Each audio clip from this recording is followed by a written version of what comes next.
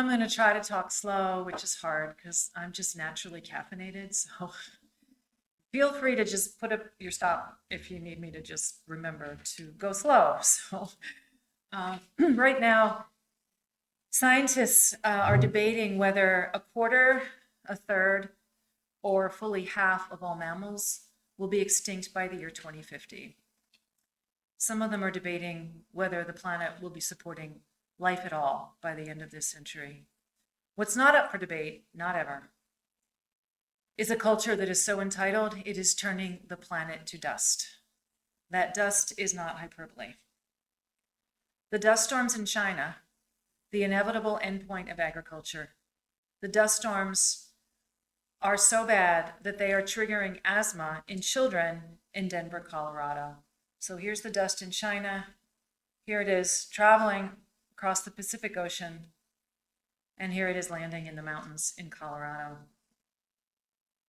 I know it's unbearable. Reality is an avalanche of grief right now, but I'm asking each of you to take your heart out of cold storage. You put it there for safekeeping, I know, but there is no safety on a planet being murdered. The French word for heart is the root of the English word courage. To face the facts, we will need our hearts, and to face down power, we will need all the courage of which our hearts are capable. So this can't be done in a soundbite. You got to stay with me here. So back up 4 million years. Don't worry, we'll go fast. Australopithecines emerges on the plains of Africa. 2.3 million years ago, the genus Homo arrives, and that's us. Homo habilis uses stone tools and has a brain the size of a chimpanzee. Over the next million years, their cranial capacity doubled and Homo erectus emerges. And they're the first to use fire and complex tools. Homo sapiens appears maybe 400,000 years ago, and by 200,000 years ago, they're identical to modern humans. By 100,000 years ago, we're burying our dead, and we're doing it ritualistically. The bodies are positioned, they're painted, they have grave goods. By 50,000 years ago, we have modern human culture. People are making clothes from hides, they're making jewelry, they're making musical instruments, there's barter, and there's art. What are we painting? Well, we're painting a lot of animals.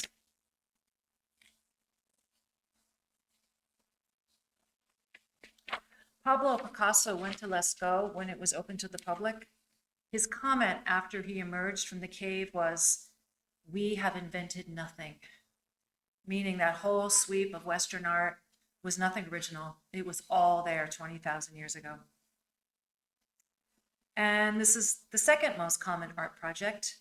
This goddess was found in a cave here in Germany. She's about 40,000 years old. She is, in fact, the oldest piece of figurative sculpture ever found. She's carved from a woolly mammoth tusk, and it probably took hundreds of hours to carve her.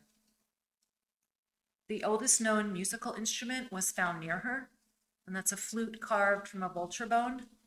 Octaves, fourths, and fifths. It's what we've always liked. So that's what that flute played. And there are all the remains of the animals that people were eating. So the first art we ever made was art of the megafauna and the megafemales, because that is who gave us life. The first thing we ever did with our human consciousness was say, thank you. I think this is the beginning of religion, and that the sacredness of awe and thanksgiving is built into us, body and brain. And for all this time, for 2.5 million years, we were not monsters and destroyers. We were participants. If the whole length of that football field is our time on Earth, then the last half a yard represents the length of time we've been doing agriculture. The last 1/5 of an inch would be the Industrial Revolution. So at half a yard is where the disaster begins. In maybe 14 different places around the world, people completely change their way of life with an activity called agriculture. So you have to understand what agriculture is. In very brute terms, you take a piece of land, you clear every living thing off it, and I mean down to the bacteria, and then you plant it to human use. So it's biotic cleansing. This is Iraq, one of the places where agriculture begins. No one in their right mind would call this place the Fertile Crescent now. This is Iran. 94% of the agricultural land is degraded. And that in the background is not a mountain. That is a cloud of dust. That was soil. 1/3 of Pakistan is under risk of desertification. 150 years ago, this was a deciduous forest. So this is inevitable. This isn't agriculture on a bad day. This isn't agriculture done poorly. This is what agriculture is. You pull down the forest, you rip up the prairie, you drain the wetland, you exsanguinate the world of water and soil and species and the process of life itself until all that is left is dust. So a lot of people get very confused right here. It's not our fault. There is a profound cultural ignorance about the material base of this society, about what agriculture is. So I'm going to walk you through this because I want you to hate me. Okay, that was my one joke, so knock yourselves out. I want the people who care the most about this planet to understand the depth of the problem. That's all I want. So think about what's outside your door, your kitchen window. Most likely you have a few trees, maybe a small patch of grass. You have either a microforest or a mini prairie. Now let's say you want to grow some corn or some lettuce. You can't just throw some seeds around and hope for the best. Nothing will happen. Trust me, I tried.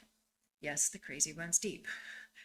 Those seeds will never outcompete the trees and the grasses. If you want corn or lettuce, you already know what you have to do. You chop down the tree, or you dig up the grass. You pull down the forest. You plow up the prairie. You have to destroy the biotic community. So to state the obvious, no culture that is destroying the basis of life can be called sustainable. Really, it can only be called insane. So in all the places that agriculture started, human society follows the same pattern. It's called civilization. Now that word, civilization, that just means people living in cities. What that actually means is they need more than the land can give. So food, water, energy have to come from somewhere else. From that point forward, it doesn't matter what beautiful, peaceful, spiritual values people might hold in their hearts. That society is dependent on imperialism and genocide because no one willingly gives up their land, their water, their trees. But since the city has used up its own, it has to go out and get those from somewhere else. And that's the last 10,000 years in 8 sentences. The central concept here is drawdown. If you use wood more than a forest can grow, eventually the forest will be gone. If you take fish faster than they can reproduce, one day the river will be nothing but water and sorrow. And then there are things that don't reproduce, things like oil, things like coal. Using them at all means using them up. It can only be drawdown. You can blow up mountains to get to the last of it, but now you're drawing down mountains as well as coal, and at the end of the day, it's still gone. This isn't a differential equation. It's not even algebra. It's simple arithmetic. If you have one planet, one blanket of air, one cradle of soil, one place called home, and you destroy it, it's 1 minus 1. Our planet needs us to do the math. No one seems willing. They can put a man on the moon, they can't do 1 minus 1. Our planet needs us to be, in the words of the inimitable James Howard Kunstler, quote, reality-based adults. That 1 minus 1 isn't a surprise. It didn't sneak up on us. It's been going on for 10,000 years. It's the longest war ever. It's the pattern of civilization over and over and over. There's a bloated power center surrounded by conquered colonies from which the center extracts what it wants until eventually it collapses. There have been 34 civilizations. Every last one ends in collapse. And the last proteins in the cooking pots are human. Cannibalism. It's where it ends.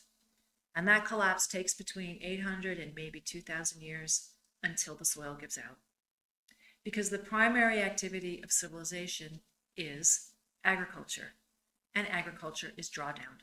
To give you a number, one season of planting your basic grain crop, like wheat or corn or soy, whatever, one season, you can destroy 2,000 years of soil in that one season. So make no mistake, this planet has been skinned alive, and what should be habitat for millions of creatures turns into salt and dust. Agriculture is carnivorous. What it eats is entire ecosystems, and that's what it's done across the globe. Agricultural societies end up militarized, and they always do, for two reasons. One, agriculture creates a surplus, and if it can be stored, it can be stolen. So the surplus needs to be protected. Two is imperialism. Agriculture is a war against the natural world. So there's an entire class of people whose job is war, because eventually they need more land, more soil, more resources. The soldier's job is to take that land and those resources by force. Agriculture makes that possible. It also makes it inevitable. So you have an entire class of people who have one job, and that job is war. And another problem is the slavery. Agriculture is also backbreaking labor. For anyone to have leisure, they need slaves. By the year 1800, which is roughly the beginning of the fossil fuel age, fully 3/4 of the human beings alive on this planet were living in some form of slavery, indenture, or serfdom. 3/4. The only reason we've forgotten this is because we've been using fossil fuel to do that labor, machines, to do that work ever since. And of course, once you have huge numbers of the population in slavery, you need someone to keep them there. And those people are called soldiers. So this is the cycle we've been on for 10,000 years. Once upon a time, there were untold numbers of tarpons and aurochs and ibex that roamed this continent. There were wolves and lions and bears.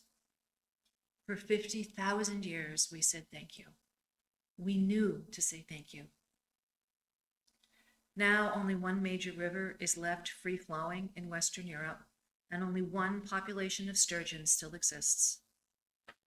Once, when the sturgeon returned, you could hear the fish coming for an entire day. You could hear them coming. No one in this room has heard the sound that water makes when 40 million years of persistence finds its way home. This is who else may be taken from you here in this place. The red squirrel, the turtle dove, the wildcat, the water vole. If you've read The Wind in the Willows, that's Ratty, the water vole. The skylark, the sand lizard, the hedgehog. There are lists of the damned. You will need your hearts to face this. I know what I'm asking. But better a broken heart than no heart at all. Because even a broken heart is still made of love. And here we are at the end of the world. 1 minus 1. 98% of the world's old-growth forests and 99% of the world's prairies are gone. There's nothing left to take.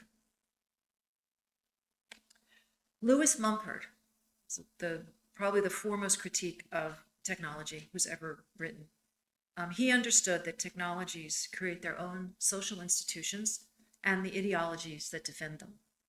So he made a distinction between authoritarian and democratic techniques. So a culture invents specific technologies, which in turn change the culture. there is a coaction between a culture and its technologies. Both form the other in an interactive process. And he called the result, that totality of a culture and its technology, a technic. So technics will either be authoritarian or democratic, hierarchical or egalitarian. They are never neutral. Or as cellist Glendenning wrote with clarity, all technologies are political. The conquest is never just physical. Civilization consumes the culture as well, not just the land, but the culture. So the very creation myth of Western civilization tells men to dominate, to go forth, to conquer, and multiply. No hunter-gatherer is told by God to willfully overshoot the land's carrying capacity, and no marginally rational person would listen to such a God. The founding myth also condemns women to sexual subjugation. Why is not a mystery. Patriarchy becomes a primary feature of civilization because its scarcity of land, of labor, of food, it drives the concept of private property. Matrifocal cultures have little investment in paternity. The central social unit is mother-child, not man-wife. And a woman's brothers, not her sexual partners, are the men who help provide for her children. But with private property comes inheritance and the need to establish male heirs. The valuing of paternity makes male violence inevitable. The only way a man can be sure of his offspring is through total control of a woman's body. So across history, men have devised a range of constraints, from restrictions on women's basic freedom of movement to lifelong tortures of foot binding and female genital mutilation, all of this to ensure that male children are indeed their sons. Authoritarian technology needs an authoritarian God, so meaning was drained from the living world and placed above in an angry sky father who reigns rather than participates, punishes instead of heals. Even still, the image of the earth as a living body persisted in the West until the co-joined scientific and commercial revolutions. Writes Carolyn Merchant, between the 16th and 17th centuries, the image of an organic cosmos with a living female earth at its center gave way to a mechanistic worldview in which nature was reconstructed as dead and passive, to be dominated and controlled by humans. The new technology of domination included, well, all of this. This is essentially a list of torture implements for the living earth. Merchant calls this, quote, the mechanization of nature, and it has, of course, only gotten worse. It also had to be paid for. The large commercial banks all owned mines, which require enormous stretches of timber for charcoal and smelting, the destruction of the earth to fuel and then fund more of the same. With the end of the forests came the beginning of coal. The new technologies would be powered by fossil fuels, and with essentially unlimited power, there would be no limits to the destruction. The only constraint left was cultural.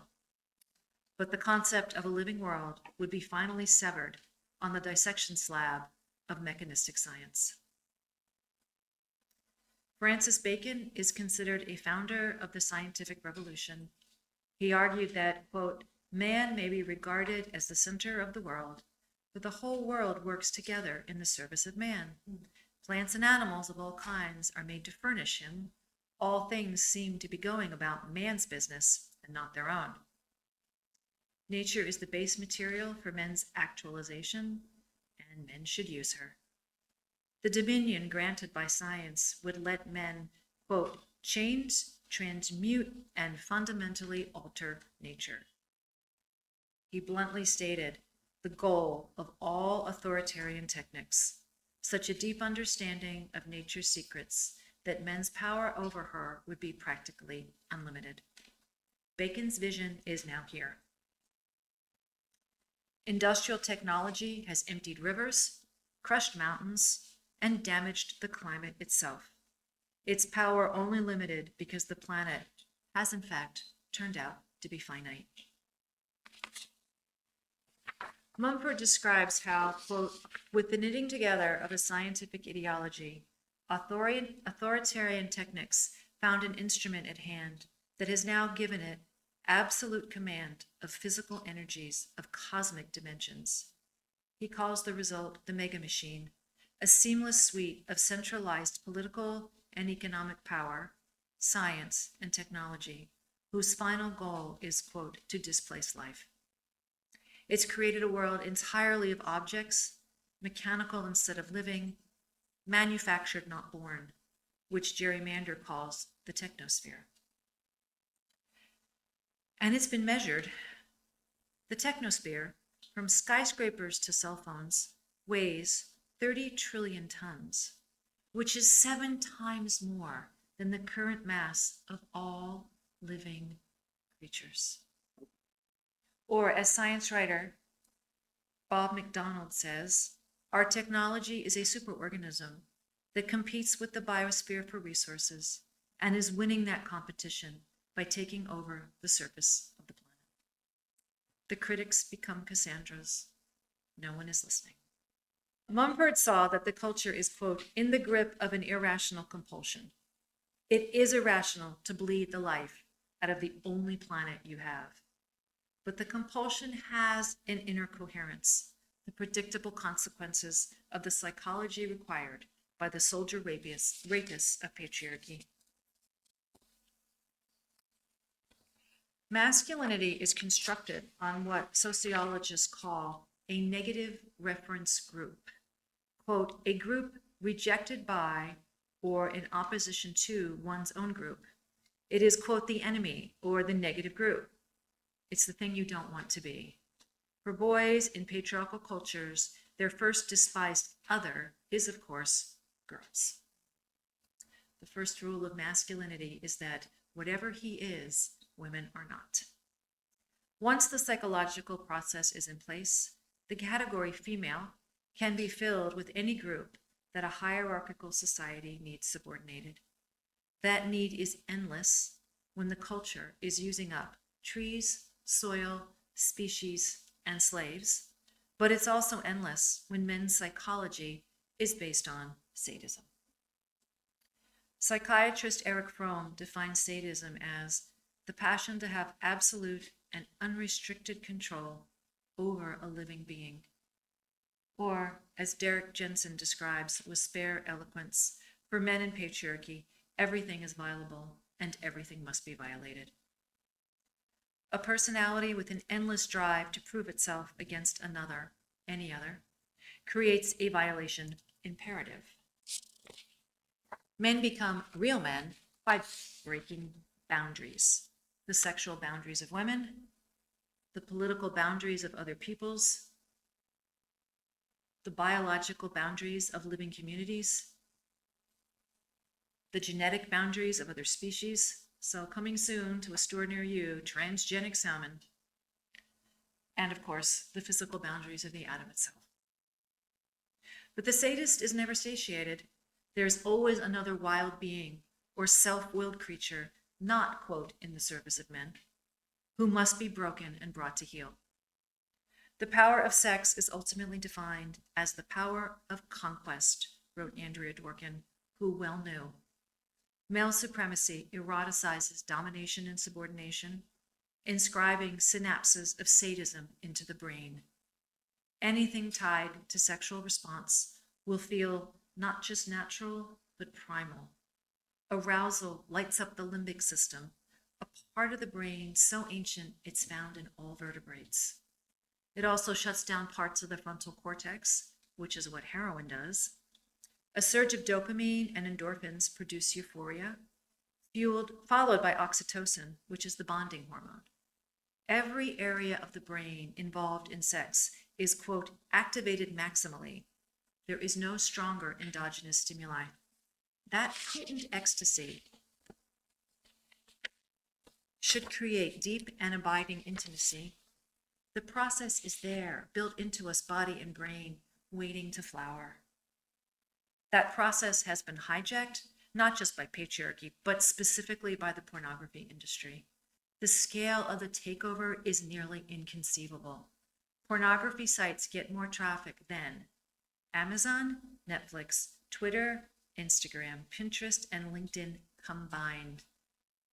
Close to 1/3 of all downloads in the United States are from a porn site.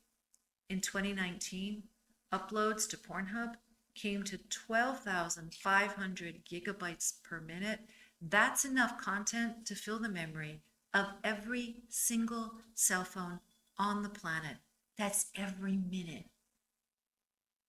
Across the culture, this vicious industry is rewriting our collective sexual script by, in the words of neuroscientist Dr. Norman Deutsch, fusing sex with hatred and humiliation. Women being strangled into unconsciousness is now a common feature on popular porn sites. As Dr. Deutsch explains, pornography satisfies every one of the prerequisites for neuroplastic change.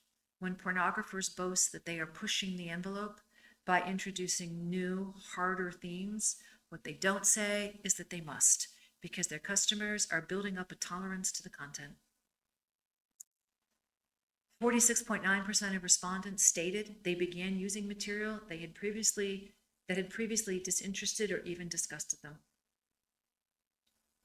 And then these men, saturated in sexual sadism, interact with women in real life.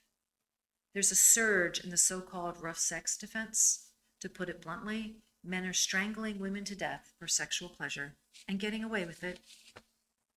The generative impulse of our species, biologically rich with exquisite nerves and alchemical joy, has been transmuted into necrophilia. In the subordination of women, inequality itself is sexualized, made into the experience of sexual pleasure, essential to sexual desire, wrote Andrea Dworkin. This is both the core of patriarchy and its brilliance. The brilliance of feminism is that we figured that out. Women took the tools of political analysis learned on the left and applied them to our own lives. Teach slaves to read, and eventually they revolt. Eventually, they also write their own political theory. The worst subordination women experience is in the realm called private, done by men who claim to love us through actions they experience as sex. Quote, if one woman told the truth about her life, wrote poet Muriel Rukeyser, the world would split open. We did, by the hundreds, and then the thousands, and then we started counting. The numbers are a trauma all their own. Battering, for instance, in the United States, a man beats up a woman every 9 seconds. 1/3 of battering starts when a woman is pregnant, and male violence, a man's willful fist or foot, is the #1 cause of birth defects. 80,000 children are sexually abused every year, and 80% of the time, quote, a parent is the perpetrator. Yet you know it's not their mothers. One by one, men do this to the most vulnerable. Children are so easy to control and even easier to hurt.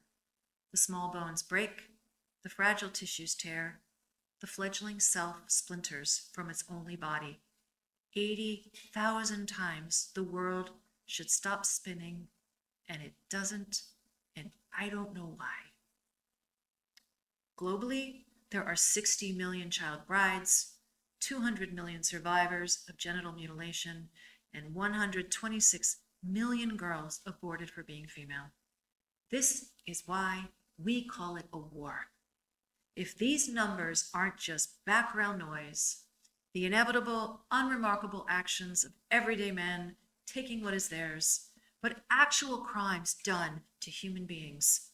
If women are political subjects with inalienable rights, then there is a word for harm at this scale. War fits, but men scoff when we say it. Fine, but I would like to know what else to call it. What feminists see is that the war against women and the war against the earth have not just the same driver, but the same endpoint. It's necrophilia. 2 centuries ago, a teenage Mary Shelley left us Frankenstein as a warning. A young scientist has, quote, one thought, one conception, one purpose, end quote, to conquer life. He has the generative capacity given to all living creatures, but he doesn't want to be a participant in the natural cycle of birth and death. He wants what science is seeking, quote, immortality and power. He knows that boundary breaking is required. Quote, life and death appeared to me ideal bonds, which I should first break through. The necrophilia is stark. He collects bones from the charnel house, and worse. Quote, who shall conceive the horrors of my secret toil as I dabbled among the unhallowed damps of the grave, or tortured the living animal to animate the lifeless clay? He collapses after his success, falling into a nightmare vision of his dead mother. The mother, the source of life, is a corpse in this new world made by men. Shelley's mourning wasn't heeded. Neither was feminist philosopher Mary Daly's, written in 1978.